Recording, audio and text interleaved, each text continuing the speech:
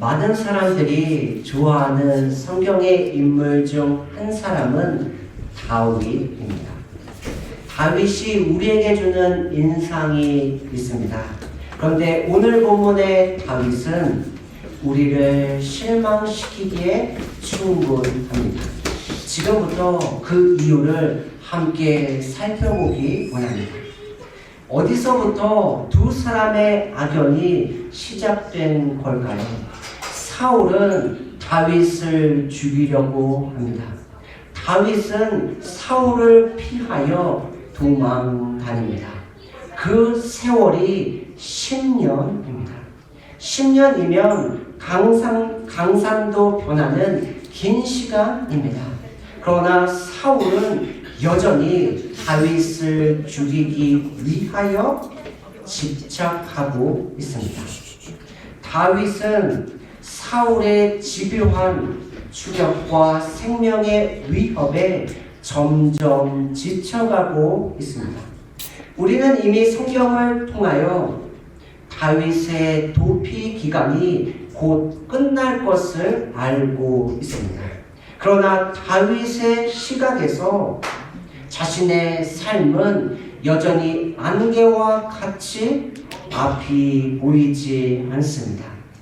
왜냐하면 우리는 다윗의 삶을 재방송으로 보고 있지만 다윗은 자신의 삶을 생방송으로 살아가고 있기 때문입니다.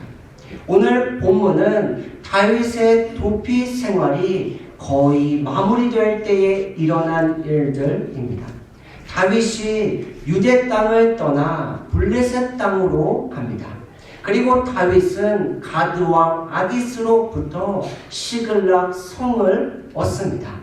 그리고 그곳에서 다윗은 자신의 두 아내와 600명의 사람들과 함께 머물기 시작합니다. 그런데 이상하게 그때에 사울은 더 이상 다윗을 쫓지 않습니다. 다윗을 죽이려고 하지도 않습니다. 다윗의 지긋지긋한 도망자의 삶에도 마침표가 찍히는 순간입니다. 다윗이 처음 사울을 피하여 도망 다닐 때와 비교하면 지금의 다윗의 삶은 훨씬 나아졌습니다. 이제 다윗은 예전처럼 동굴이나 광야 같은 척박한 곳이 아니라 안전한 성에 머물고 있습니다. 그런데 다윗의 모습은 예전과 다르게 점점 변해져 가고 있습니다. 이제 우리가 익숙하게 알고 있는 다윗의 모습은 더 이상 찾아볼 수 없습니다.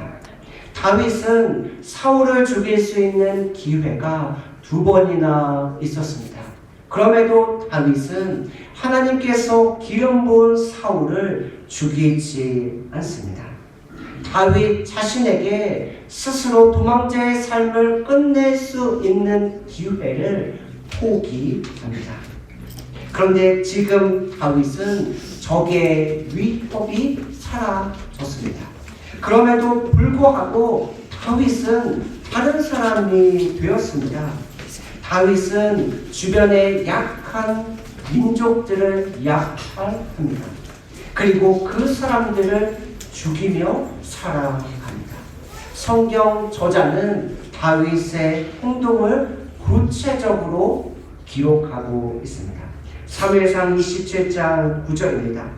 다윗이 그 땅을 쳐서 남녀를 살려두지 아니하고 양과 소와 나귀와 낙타와 의복을 빼앗아 가지고 돌아와 아기스에게 이르매. 다윗은 남자와 여자 모두를 한 명도 남기지 않고 죽입니다. 그리고 약탈한 물건은 아기스에게 가져갑니다. 그리고 다윗은 자신이 가져온 물건을 아기스에게 이렇게 설명합니다. 사무엘상 27장 10절입니다. 아기스가 이르되 너희가 오늘은 누구를 침노하였느냐 하니 다윗이 이르되 유다 네겝과 요라무엘 사람의 네겝과 겐 사람의 네겝이니이다 하였더라. 다윗은 이스라엘이 아닌 블레셋을 공격하여 모든 것을 얻었습니다. 그럼에도 다윗은 자신이 얻은 물건이 이스라엘에게서 빼앗은 것이라 이야기합니다. 다윗은 자신의 피난처를 하나님에게서 시글락 성으로 옮기고 있습니다. 자신의 이익을 위하여 거짓을 말하는 것이 조금도 부끄럽지 않는 이 시대와 닮았습니다. 뭐로 가도 서울만 가면 된다는 이 시대의 정신과 비슷합니다. 이 거짓이, 이 거짓말이 불러온 결과는 결코 가볍지 않습니다. 삶의 상 27장 11절입니다. 제가 표준 세번역 성경으로 가지고 왔습니다. 다윗이 남녀를 가리지 않고 죽이고 가드로 데려가지 않은 것은 그들이 다윗의 정체를 알아 다윗이 그런 일을 하였다고 폭로할까 두려웠기 때문입니다. 다윗은 블레셋 사람의 지역에 거주하는 동안 언제나 이런 식으로 처신하였다. 다윗은 자신의 거짓을 덮기 위하여 남자와 여자 모두를 죽이는 선택을 합니다. 혹시나 살아남은 사람들이 자신의 거짓을 아기스에게 폭로할까 두려웠기 때문입니다. 그런데 더 섬뜩한 것이 무엇인지 아세요? 다윗의 이러한 행동이 한 번이 아니라 반복되고 있다는 사실입니다. 다윗이 시글락에 머무는 기간 내내 이러한 일을 반복했습니다. 그 기간이 16개월입니다. 사무엘상 27장 7절입니다. 다윗이 블레셋 사람들의 지방에 산 날수는 1년 4개월이었더라. 친절한 사람이 있습니다. 어느 날 친절한 사람이 불친절한 행동을 합니다. 그럼 대부분의 사람들의 반응은 저 사람 지금까지 가식이었네? 위선이었어? 부정적으로 반응합니다. 불친절한 사람이 있습니다. 어느 날 그 사람이 친절한 행동을 합니다. 그러면 대부분의 사람들은 이 사람에게 이런 따뜻한 면도 있었네? 긍정적으로 반응합니다. 다윗의 진짜 모습은 무엇일까요? 지금까지의 다윗의 모습은 위선과 가식이었을까요? 우리가 알고 있는 다윗의 인자하고 온유하며 불의에 맞서는 용감한 모습은 어디로 사라져버린 걸까요? 왜 다윗은 이렇게 잔인하고 뻔뻔하게 변해버린 걸까요? 다윗이 이렇게 행동한 이유는 어디에 있을까요? 사무엘상 27장 1절입니다. 다윗이 그 마음에 생각하기를. 사무엘상 27장 11절입니다. 다윗이 그 남녀를 살려서 가드로 데려가지 아니한 것은 그의 생각에. 오늘 본문은 다윗이 생각했다라고 2번 반복하고 있습니다. 다윗은 나와 함께하는 사람들의 안전을 위해서 어떻게 해야 할까 생각합니다. 그리고 다윗은 하나님의 말씀을 어기고 블레셋 땅으로 갑니다. 다윗은 자신들과 함께하는 사람들과 살기 위하여 약탈을 합니다. 그리고 다윗은 이 일을 지속하기 위해서 무엇을 할까 생각합니다. 그 결과 다윗은 남자와 여자 모두를 죽이는 선택을 합니다. 다윗의 선택의 근거는 다윗 자신의 다윗 자신의 두려움의 감정입니다. 다윗은 적이 사라졌습니다. 그럼에도 자신의 마음은 더욱 초조해집니다. 왜냐하면 다윗은 자신의 거짓을 끊임없이 덮어야 했기 때문입니다. 그의 마음에 평안이 있었을까요? 자신의 거짓이 드러나는 것을 염려함으로 더욱 자기 자신을 스스로 고립시키지는 않았을까요? 겉으로 보기에 평화로웠던 16개월의 시간은 다윗 자신이 꼭꼭 숨겨 놓았던 자신의 민낯이 적나라하게 드러나는 순간입니다. 그렇게 자신의 생각대로 모든 것이 아무 문제 없이 흘러가는 그때에 자신의 계획에 금이 가기 시작합니다. 이것이 하나님의 은혜입니다. 아말렉이 다윗이 잠시 자리를 비운 사이 다윗이 머물고 있는 시글락을 공격합니다. 다윗이 시글락에 돌아왔을 때에 그의 눈앞에 펼쳐진 광경은 처참했습니다.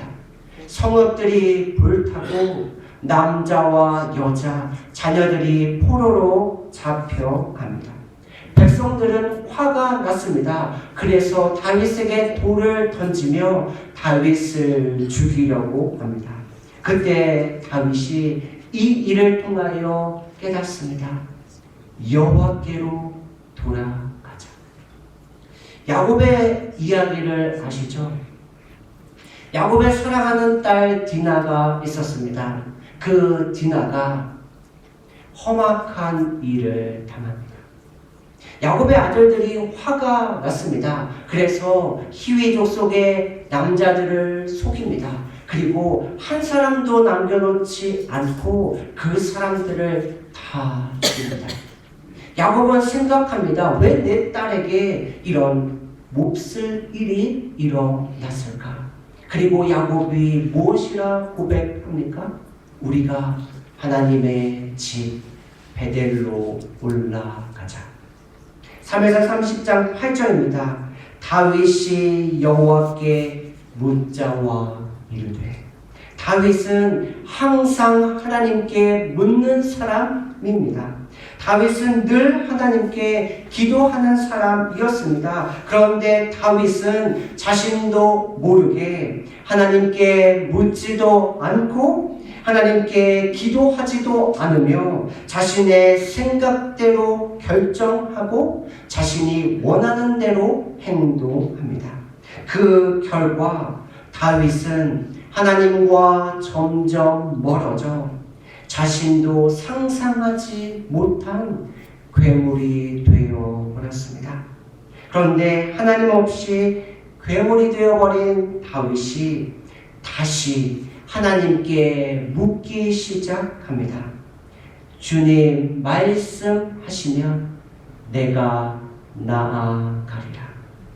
주님 뜻이 아니면 내가 멈춰서리라.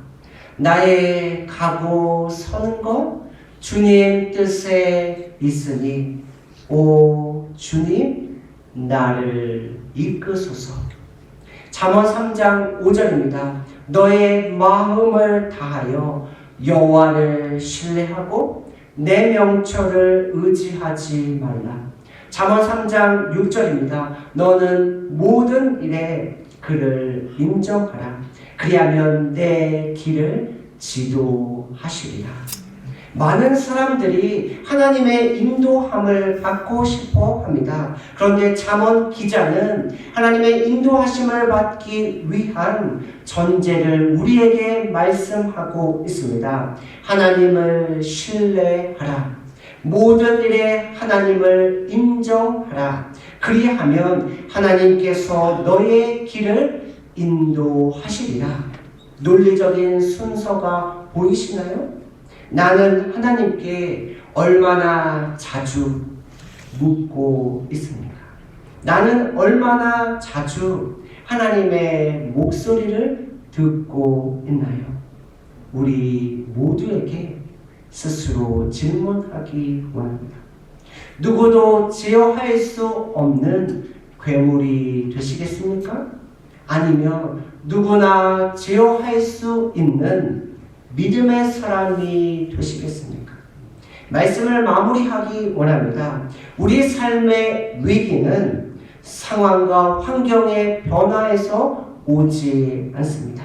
우리의 삶의 진짜 위기는 기도가 점점 사라져 하나님과의 거리가 멀어지는 데서 옵니다. 어쩌면 지금 우리의 삶에 적색 경보가 울리고 있는지도 모릅니다. 몸이 저에게 이상 신호를 계속 보냈습니다. 그런데 저는 그 신호를 무시하고 때로는 가볍게 여겼습니다. 저는 지금 그 결과를 호되게 당하고 있습니다. 어느덧 시간이 흘러 한 해를 마무리하는 마지막 달이 되었습니다. 지금까지 각자가 선택하며 걸어온 길을 돌아보기 원합니다. 나와 하나님 사이의 거리는 몇 미터입니까? 우리 모두 다시 하나님께 묻고 하나님으로부터 듣는 기도의 자리로 나아갑시다. 그래서 자신의 뜻을 이루어가는 괴물이 아니라 주님의 뜻을 이루어가는 저와 여러분 그리고 주님의 몸된 교회가 되기를 주님의 이름으로 축복합니다. 아멘. 기도하겠습니다.